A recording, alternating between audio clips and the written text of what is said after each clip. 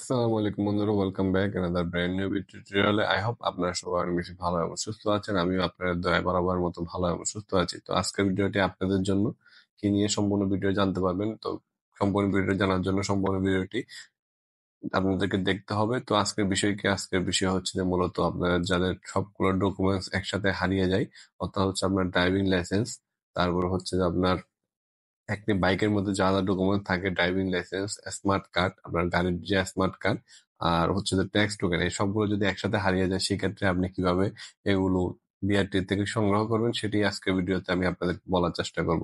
তো বন্ধুরা, আমি রাব্বি আছি আপনাদের সাথে। আপনারা দেখছেন টেকজন লিমিটেড। চলুন ভিডিওটা শুরু করা যাক।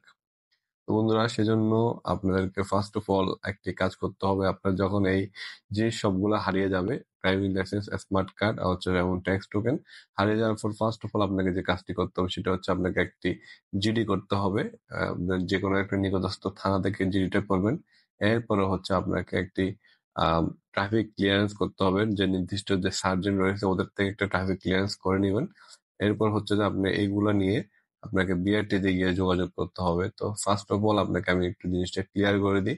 আপনি যখন ট্যাক্স টোকেনের জন্য আপনি বিআরটি তে যাবেন, ট্যাক্স টোকেনটা যে বিআরটি কপি হয়ে থাকে তাহলে বিআরটি থেকে দিবে, আর যদি বিআরটি কপি না হয়ে থাকে ওটা আপনাকে বিআরটি থেকে দিবে না। অর্থাৎ হচ্ছে আপনার যদি ব্যাংকের কপি হয় তাহলে ব্যাংক থেকে আপনাকে তুলতে হবে, কিন্তু জিডির কপি, ট্রাফিক ক্লিয়ারেন্সের কপি অবশ্যই মাস্ট লাগবে। তারপর সেকেন্ড হচ্ছে যে আপনাকে অবশ্যই ট্যাক্স টোকেনটি আপনার আপডেট থাকতে হবে। যদি ফেল থাকে সেক্ষেত্রে একটু আপনাদের সমস্যা হতে পারে। আপডেট থাকলে ওটা হচ্ছে ভালো। তারপর হচ্ছে যে আপনার যখন আপনি স্মার্ট কার্ডটি তুলতে যাবেন, স্মার্ট কার্ডটি তোলার জন্য আপনাকে ফটোকপি লাগবে। আপনার যে যে স্মার্ট কার্ড হারিয়ে গেছে ওটার ফটোকপি বা অ্যাকনলেজমেন্ট স্লিপের ফটোকপি থাকলে চলবে। তারপর হচ্ছে যে ওগুলা নিয়ে আপনাকে ব্যাংক ফি জমা দিতে হবে 555 টাকা, আর একটা হচ্ছে 525 টাকার একটা ব্যাংক ফি। এগুলো জমা দিয়ে আপনাকে সবগুলো ডকুমেন্টস দিয়ে আপনাকে এই ফাইলটি জমা দিতে হবে।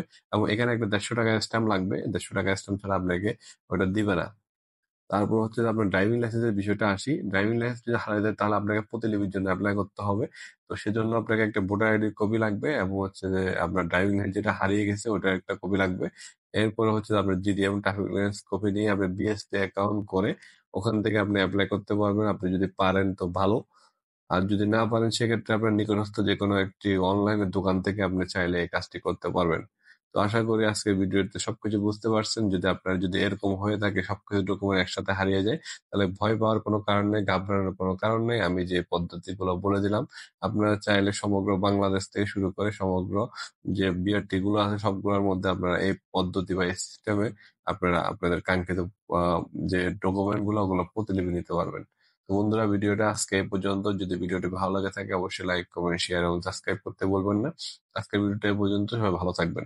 ভিডিওতে যদি উপকৃত হয়ে থাকেন একটি লাইক, কমেন্ট, শেয়ার, সাবস্ক্রাইব করতে বলবেন না। ভিডিওটি বেশি বেশি করে শেয়ার করার চেষ্টা করবেন।